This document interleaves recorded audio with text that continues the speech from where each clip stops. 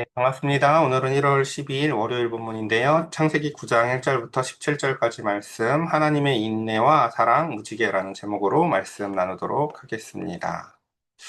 자, 우리는 주일날에 이제 이런 이야기를 살펴보았었습니다. 하나님께서 이제 노아의 홍수를 통해서 이 땅을 심판하시고 그 가운데서 물이 차오르고 다시금 물이 빠지면서 그 가운데서 이 땅에 심판이 임했었는데 그 시작과 그 끝에 동일한 문구가 있다라는 것입니다. 보면 창세기 8장 21절 제일 마지막에 보면 이제 드디어 노아가 그 방주에서 나와서 땅이 다 마르고 하나님이 말씀하셔서 그 땅에 나와서 나와 하나님 앞에 예배하며 다시금 인류의 첫사람인 아담처럼 하나님 앞에 예배를 하는데 그 말씀을 이렇게 얘기하십니다. 여호와께서 그 향기를 받으시고 그 중심에 이르시되 내가 다시는 사람으로 말미암아 땅을 저주하지 아니하리니 이는 사람의 마음이 계획하는 바가 어려서부터 악함이라.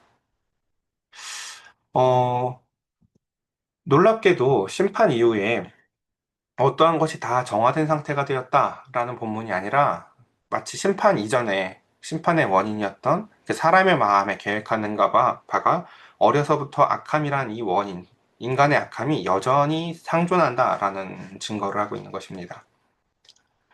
창세기 6장 5절에 이 심판의 원인이 무엇이었습니까? 바로 여호와께서 사람의 죄악이 세상에 가득함과 그의 마음으로 생각하는 모든 계획이 항상 악할 뿐임을 보시고 심판을 시작하셨는데 심판이 다 끝난 이후에도 그 가운데서 그들의 악함은 여전히 사실은 상존하더라라는 것이죠.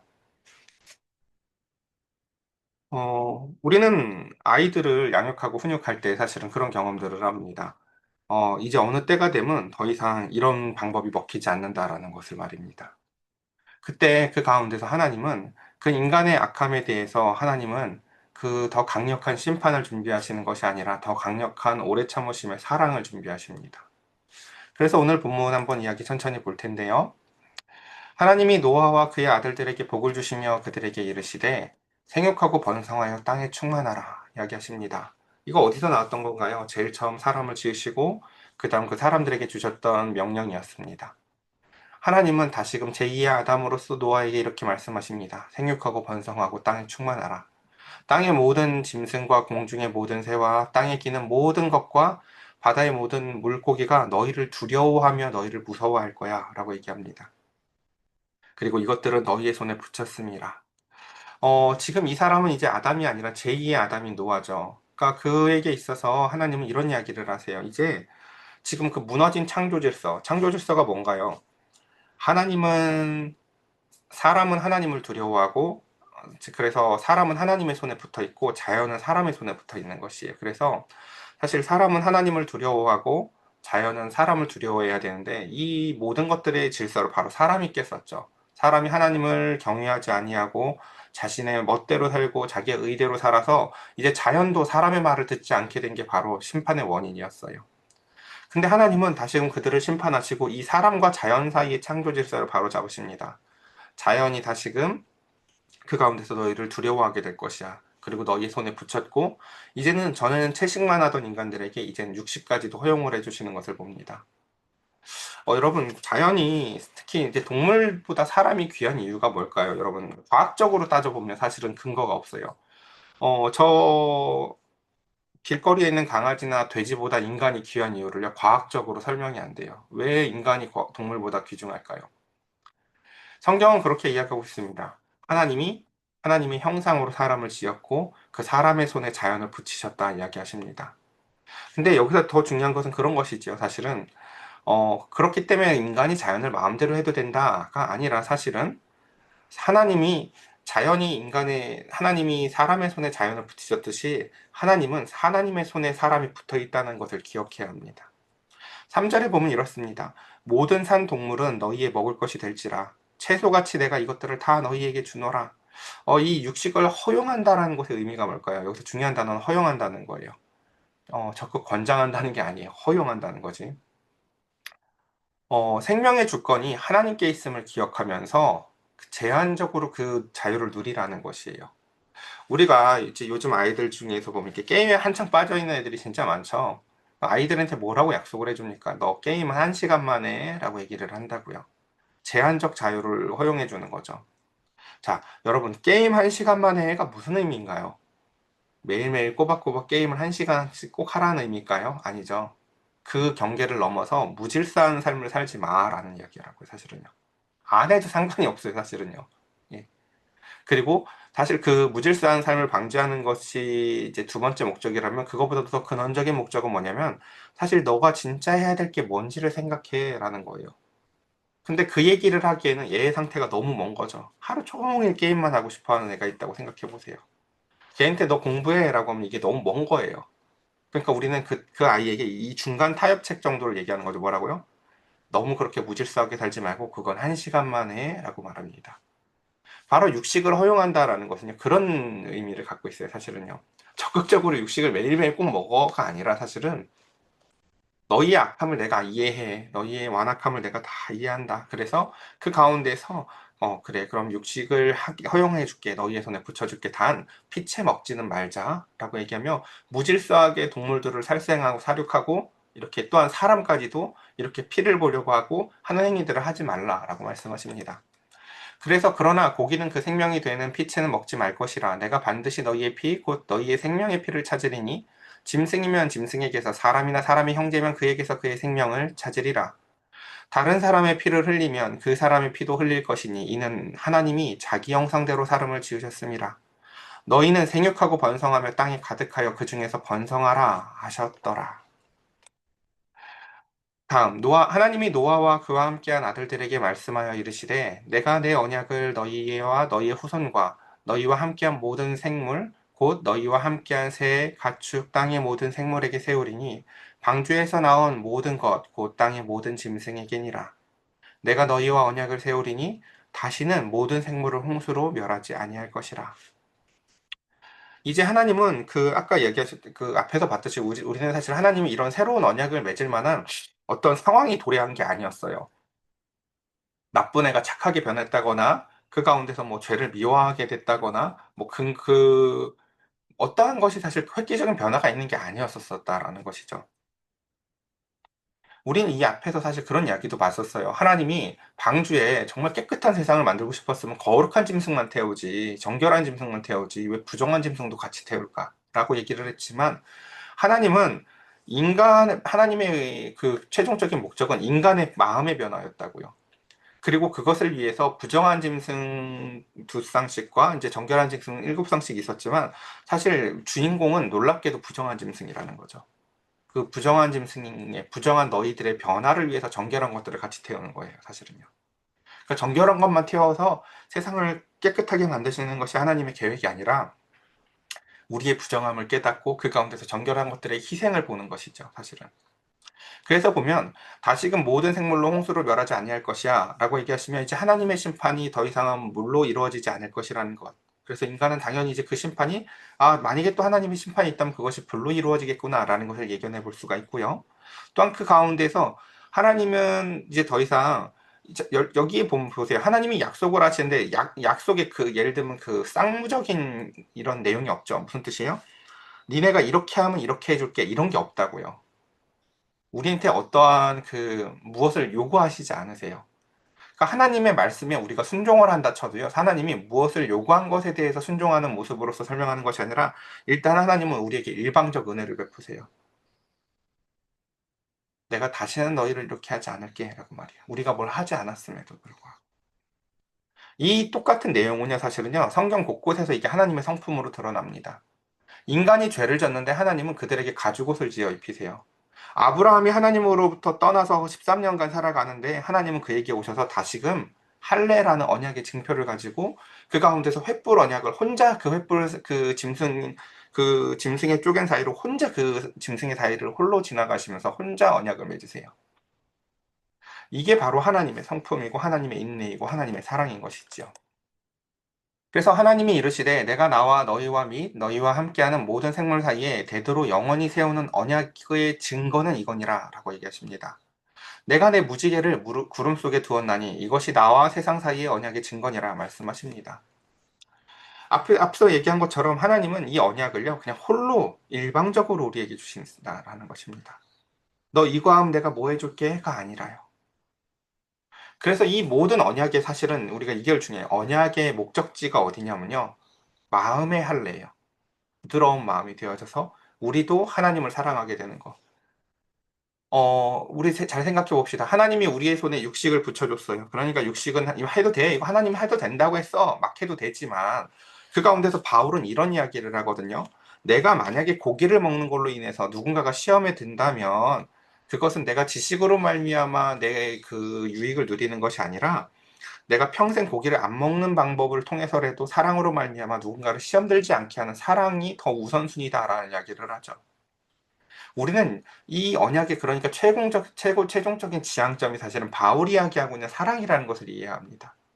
먹어도 돼가 아니라 사실은 자발적으로 그것을 안 먹더라도 사랑을 위해서 무언가를 포기할 수 있고 오래 참을 수 있고 인내하는 사랑을 갖는 인간으로 변화되는 것 말입니다. 그래서 내가 구름으로 땅을 덮었을 때 무지개가 구름 속에 나타나면 내가 나와 너희와 민 육체를 가진 모든 생물 사이에서 내 언약을 기억하리니 다시는 물이 이 모든 육체를 멸하는 홍수가 되지 아니할지라. 마지막입니다. 무지개가 구름 사이에 있으리니 내가 보고 나 하나님과 모든 육체를 가진 땅의 모든 생물 사이에 영원한 언약을 기억하리라. 자, 우린 참 놀랍죠. 하나님이 자꾸 뭘 까먹고 하나님이 뭘 기억을 안 해서 지금 심판이 임했나요? 그렇죠? 사실 우리가 생각하기에 원인이 인간이었기 때문에 인간한테 계속 뭔 약속을 받아내야 될 것 같은데 하나님은 인간한테 약속을 받아내시는 분이 아니시라 하나님이 홀로 우리에게 약속을 주시는 분이십니다. 하나님은 그렇게 사랑을 주세요. 그리고 이렇게 얘기하시죠. 이제 마지막 그 17절 하나님이 노아에게 이르시되 내가 나와 땅에 있는 모든 생물 사이에 세운 언약의 증거가 이거야 라고 하면서 무지개를 보여주시는 것입니다. 이 무지개는요 히브리어로 퀘시트라고 하는데 활이라는 단어랑 같아요. 그러니까 그래서 고대 근동의 사람들은요 무지개를 보면 뭐라고 생각하냐면 저게 그 활이고 그 무지개가 신들이 쏘는 활 무기라고 봤었어요. 그래서 그것을 보면서 사람들은 저 고대 근동의 사람들은 그 신의 무기라고 바라봤던 그 무지개를요. 이제 이 모든 언약을 맺고 하나님이 내가 너희와 나 사이에 맺는 언약의 증거가 이거야 라고 하면서 무지개를 그들에게 그 노아와 그 가족들에게 보여주셨을 때 이제 앞으로 노아는 그 무지개를 보면서 무슨 생각을 했을까요? 첫 번째 그의 경험인 사람들은 저걸 보고 신들의 그 무기라고 생각할지 모르겠지만 저것은 사실 하나님의 피할 수 없는 죄에 대한 심판과 동시에 그거보다도 더 크신 하나님의 오래 참으시는 인내와 사랑이라는 건 말입니다. 혼자 약속하시고 혼자 우리에게 주시는 그 사랑 말입니다. 어, 여러분 혹시 연애를 길게 해보신 적이 있는지 모르겠어요.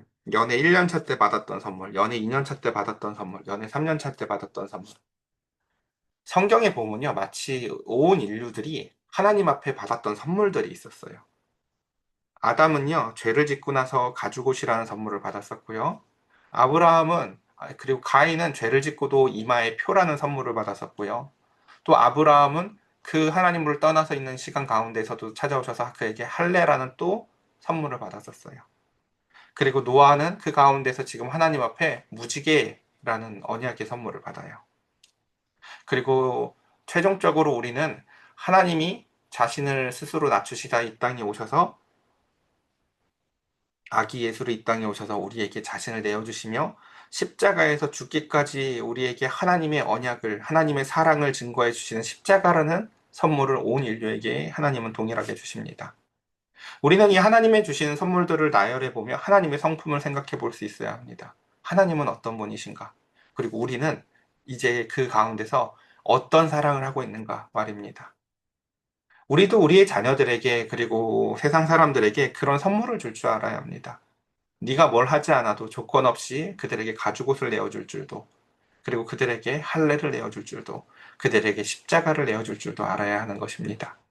오늘 우리는 이 본문을 바라보며 하나님이 어떤 분이신지, 그리고 또다시 그 하나님이, 그러니까 구약의 무지개는요, 신약의 십자가와도 같아요.